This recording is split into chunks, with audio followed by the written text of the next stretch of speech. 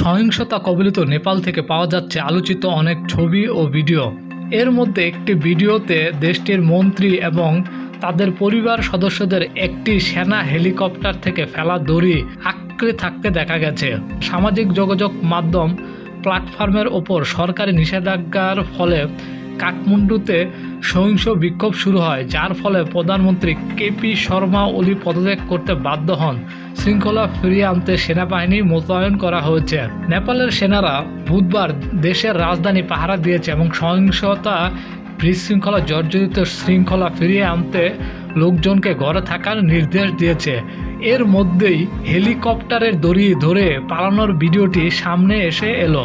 এদিকে ব্রিটিশ সংবাদ মাধ্যম বিবিসি বলেছে, এর মধ্যে নেপালের বিক্ষোভে নেতৃত্ব দেওয়া জেনজি গোষ্ঠীগুলো ধ্বংসযজ্ঞ থেকে নিজেদের দূরে সরিয়ে নিয়েছে। তাদের ভাষ্য, আন্দোলনটি সুবিধাবাদী অনুপ্রবেশকারীরা ছিনতাই করেছে।